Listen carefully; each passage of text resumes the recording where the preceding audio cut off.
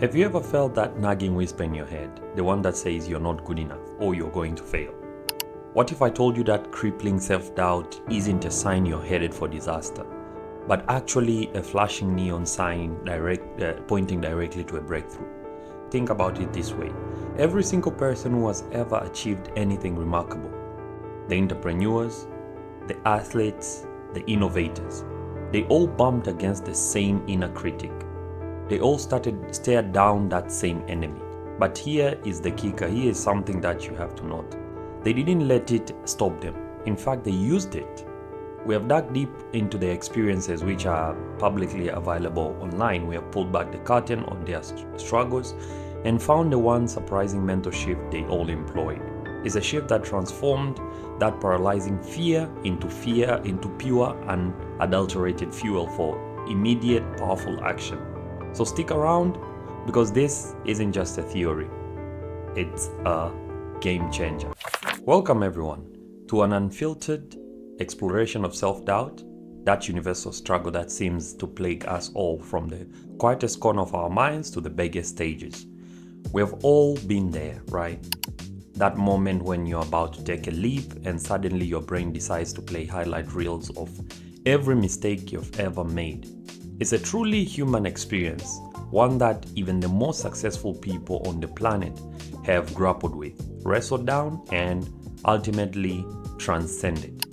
Today, we are not just going to nod along and commiserate about the problem. We're going to roll up our sleeves and dive headfirst into incredibly personal stories, tales of real people who stood face to face with their deepest insecurities and emerged not just stronger, but profoundly changed. We are going to talk about the entrepreneurs who built empires from scratch, elite athletes who pushed past physical and mental barriers, and everyday individuals who simply refused to let their inner critic win. They have generously shared their secrets online, their hand-won wisdom, and the practical strategies they used not just to manage self-doubt, but to flip it on its head. So this isn't about quick fixes. It's actually about the fundamental shift in perspective that, once adopted, can genuinely help you transform your mindset almost instantly. So let's be honest. Self-doubt is actually the ultimate party pooper, if I can say. It's that uninvited guest that shows up just as you're about to celebrate a new idea, a bold move, or even just a quiet personal victory. It whispers sweet nothings of inadequacy, undermining our confidence, and effectively it handcuffs us from pursuing the very dreams that ignite our souls. It's a common enemy, and its tactics are surprisingly consistent. Take Abbas Gupta, who is a marketing lead I read about, and whose story resonates with so many of us. Abbas found himself caught in a relentless cycle of comparison. He was constantly measuring his worth against the perceived successes of others. Every promotion, every new project, every social media post from a peer became a fresh source of anxiety. He described it as a paralyzing fear of failure, a heavy cloak of inadequacy that made every step forward feel like wading through quicksand. He'd doubt his abilities, he would second guess his decisions, and often he'll just freeze up completely. The insidious nature of self-doubt meant he wasn't just struggling with his work, he was struggling with his sense of self. But here is where his story takes a turn. Through therapy, Abbas began to unravel the tangled roots of his doubt. He learned to identify those negative feelings, to categorize them, and to crucially understand their origins. It wasn't about eradicating them 100%, it wasn't about eradicating them entirely, but about gaining agency over them. He started journaling his emotion, which is a simple and yet powerful form of self-reflection that allowed him to see patterns, change irrational thoughts, and celebrate even the smallest accomplishment. He also realized the profound impact of his environment. So he actively sought support from the people around him, people who uplifted him rather than feeding his comparison trap. And this wasn't an overnight fix. It was a deliberate, consistent effort that slowly but surely helped him reclaim his confidence and build more positive self-image. Then there is another person, Christine Marquardt, who's a PR in Hollywood, who faced a different kind of self-doubt, one born from an unexpected career layoff. That moment for many can feel like a punch to the gut. It shatters the sense of stability and professional identity. Christine actually described the fear of uncertainty that washed over her, the sudden questions about her capabilities and the future. But instead of letting that fear consume her, she made a conscious choice. She decided to transform her uncertainty into a wellspring of innovative branding strategies. For her, the layoff became less about personal failure and more about an opportunity, a blank canvas, if you will call it that way, to redefine her path. By reframing that perceived failure as merely a stepping stone, a chance for growth, she found an almost immediate courage to push forward, to innovate, and to ultimately thrive. And then you will come to realize that these cases aren't isolated. Think about an elite athlete, Tina Muir, who openly shared her raw experience with self-doubt during intense training. Now, this is someone at the peak of physical performance, yet her mind was a battleground. She described battling negative thoughts, the physical manifestation of anxiety like hyperventilation, all while pushing her body to its limit. It was a brutal internal fight. What pulled her through? It was the unwavering focus on supportive affirmation from loved ones and the powerful example of resilience she saw in her husband. This wasn't just about physical training, it was about a mental fortitude, about leveraging emotional support and actively reframing her internal narrative to overcome those crushing doubts. All these stories resonate deeply because they peel back the curtain. They show us that self-doubt isn't some rare affliction. It's a formidable shape-shifting barrier that can affect anyone, regardless of their achievement or perceived strength. But crucially, these stories also offer a powerful message. It doesn't have to define your potential. It doesn't have to be the end of your story. So we now ask a question. So what is it? What thread connected Abbas, Christine, Tina, and countless others who wrestled with their inner demons and emerged victorious? What did they discover, almost by accident, that actually allowed them to transcend their fears? It wasn't a secret handshake or a magic potion. It all boiled down to one surprisingly simple, yet profoundly powerful shift in their thinking.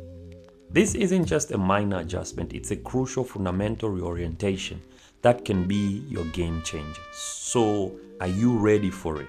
Alright, so let's get to the heart of it. The secret, this deceptively simple yet utterly transformative concept is this: reframe self-doubt as a signal for growth. So instead of viewing self-doubt as a crippling force, a red flag screaming, stop, what if you saw it as a green light, a clear indicator that you're not playing it safe and that you're actually stepping outside your cozy comfort zone, pushing your boundaries and challenging yourself in genuinely new, exciting ways? That familiar twinge of doubt, the flutter of anxiety in your stomach, it often accompanies the most significant opportunities for leaping, learning, expansion, and profound personal evolution. It's somehow your brain saying, wow, this is a new territory. Let's pay attention rather than about the mission.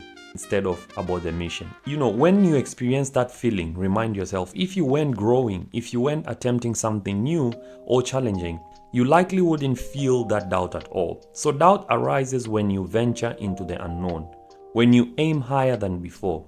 It's a sign that you are stretching, evolving, and on the cusp of something bigger. Now, how do we actually put this powerful reframe into practice? It's not enough to just think about it. So we need some actionable strategies, and here are some of the most effective tools used by those who have mastered this shift. Number 1, challenge negative thoughts.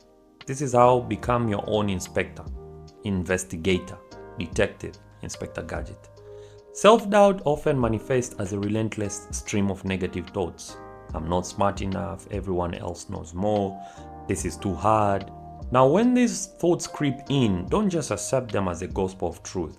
Don't accept them as a good message. Instead, become a relentless detective. Question their validity. Ask yourself, what concrete evidence do I actually have to support this thought? Is this a fact or just an assumption fueled by fear? What's the absolute worst case scenario? And how would I handle it? Often you'll find these thoughts are just unbounded anxieties. They are baseless fears playing tricks on your mind. So by systematically interrogating them, you strip them of their power. You might even realize that the worst case scenario isn't nearly as catastrophic as your mind makes it out to be. You already have the resilience to navigate it.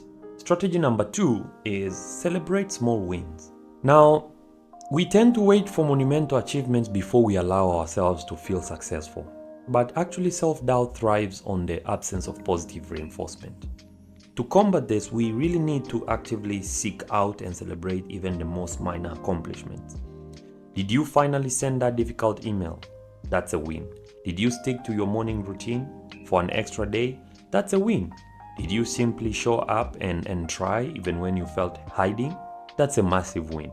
When you recognize and reward this small victory, no matter how insignificant they may seem, it creates a momentum. Each small success sends a tiny jolt of confidence through your system, building up a reservoir of self-belief. It's like collecting pebbles. Eventually, you will have enough to build a sturdy foundation, which is a testament of your capability. The third strategy is surround yourself with supportive people. We can call this your personal hype squad. So your environment is actually a powerful force. The people you spend time with can either lift you or drag you down. So to genuinely overcome self-doubt, you need to be intentional about who you let into your inner cycle. So it's important to surround ourselves with individuals who genuinely uplift and encourage us, who see your potential even when you can't, and who offer constructive feedback rather than criticism only. This network acts as a vital buffer against your inner critic. It provides perspective and motivation and a much needed confidence boost when you're feeling low. They can remind you of your strength. They can offer a different viewpoint and even help you craft a clear narrative about your abilities, especially when you're pursuing new career opportunities or personal goals. So conversely, I think it's important to learn to distance yourself from those who habitually undermine your confidence or fuel your insecurities. Then the next strategy is just take action despite doubt. Take action despite doubt. This is the most counterintuitive of the strategies, yet it is the most effective one. Self-doubt often paralyzes us, right? It convinces us that we need to be 100% ready, 100% confidence before we can even begin. But the truth is, confidence often just follows action. It doesn't always precede it. It doesn't come before it. So the wheel of fear will often tell us we need to be perfectly prepared. But that's the trap right there. Instead of waiting for the fear to dissipate, start with manageable steps. Even if you're shaking in your own boots, even if you're convinced you'll mess up, just start. Because taking that first step, that imperfect step, creates a sense of empowerment, and it breaks the spell of paralysis, and it somehow builds momentum. And each small action proves to your brain that you can do it. That fear wasn't as warranted as it seemed, and that you're capable of progress. The next strategy to try to do is transform fear into innovation. So rather than letting fear stifle you and your creativity, what if you used it as a catalyst? Think about it. Sometimes fear highlights potential problems, risk, or areas of uncertainty. Instead of recoiling from this, what if you lean into them? What if you viewed them as puzzles to solve, as opportunities to innovate, to find new, better ways? Christine Marquez, the story we talked about of the PR in Hollywood, her story of turning layoff into innovative branding strategy is a prime example. So when you embrace uncertainty as a from a reactive, when you embrace uncertainty as a necessary, even exciting part of the journey, you shift yourself from a reactive, defensive posture to a proactive, creative one. So fear becomes a prompt for deeper thinking, for developing resilient solutions, and for actually discovering possibilities you might have never seen otherwise. It's about transforming that nervous energy into productive energy, where you are turning potential roadblocks into launch pads for takeoff. The next thing is seek support and understand your will of fear. Don't go at it alone. Sometimes self-doubt runs deeper. It is rooted in past experiences, trauma, or even ingrained patterns of thinking. And in these cases, simply thinking positive might not be enough. And that's okay. What if instead we should recognize when we need external help as a sign of strength and not weakness? Because mental health awareness, therapy, and counseling, they are foundational steps for many on their journey of self-belief. Professionals can somehow help you unpack the wheel of fear, those deep-seated anxieties about rejection, disappointing others, or even not being enough, and show you how these fears, while they are seemingly protective, can actually paralyze your ability to act. They can provide the tools, the strategies, and even a safe space to process and reframe these core beliefs, which helps you build a robust sense of self-worth that isn't contingent on external validation. So we have talked about the secret and the powerful strategies. Now, let's make this real for all of us. Let's try to make it practical. How do you actually weave this into the fabric of your daily life? Well, I think it starts with a heightened awareness, the sense of heightened awareness, where you begin to recognize when self-doubt arises. You don't judge it, you observe it. That little voice, that knot in your stomach, acknowledge it. Then, instead of succumbing to its pull, take a conscious moment to reframe your perspective. Ask yourself, what does this fear indicate about my aspirations? Is this simply my brain flagging new territory? What opportunity for growth is hiding behind this discomfort? Then the next thing you should do is maybe you begin to immediately implement the strategies we have discussed before. Let's say you are preparing for a big presentation and that familiar nagging self-doubt starts to creep in, where it is whispering to you that you're not articulate enough or your ideas aren't good enough. You remember Moses, right? The story of Moses, how he said he's not articulate enough. What you need to do, the first strategy to apply here is reframe. Remind yourself that this feeling is a sign you're pushing your boundaries. You're challenging yourself to perform at a higher level. So this isn't a sign to retreat. Rather, it's a sign you're growing. Then the second strategy to do here is challenge. Question those negative thoughts. Am I really not articulate enough? Or am I just nervous? What evidence do I have of my past successes in presenting? Once you begin to evaluate it in this form, to look at the challenge, to look at the problem in this way, you begin to set a platform. And then the next thing is celebrate. Celebrate your preparation as a small win. Did you put in the work? You organized your thoughts very well? That's a victory right there. Come on. Then the next thing is support. Lean on your support network. Talk to a trusted colleague or a friend. Practice with them. Let them bolster your confidence and offer you feedback. And then the next strategy to take is action. Take that first step. Just open your laptop and start reviewing your notes. Even if you feel a pit in your stomach, the act of doing will actually slowly chip it away. It will chip away the doubt, the problem. And then the next strategy to do is innovation. Now, if fear highlights a potential weak points in your presentation, let's say, so instead of panicking, see it as an opportunity to innovate. Can you add a compelling story if you feel it's boring? If you feel too many words, can you add a visual aid? If you're feeling that the angle that you're tackling from is not adequate enough, can you create a new angle? Additionally, and I think this is important, is that we should practice self-compassion. And I've said this multiple times here on the podcast. Understand that every single successful person you admire experiences doubt. It's an inherent part of being human, a byproduct of ambition and growth.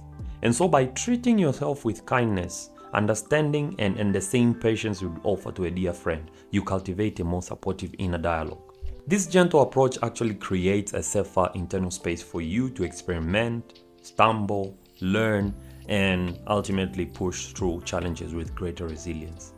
It's about building a robust internal foundation of self-worth that can actually weather any storm. So, in summary, I think we have talked a lot. But in summary, self-doubt is not some insurmountable barrier designed to keep you small. It's a challenge, yes, we agreed on that, but one that can be met, understood, and ultimately transformed with the right mindset and a set of powerful, actionable strategies. The key takeaway from all of this is that the fundamental shift the fundamental shift occurs when we consciously reframe self-doubt not as a weakness, but as a compelling signal for growth and an invitation to step into your bigger self, your greater self. So embrace the opportunities that come with it, for they are truly boundless.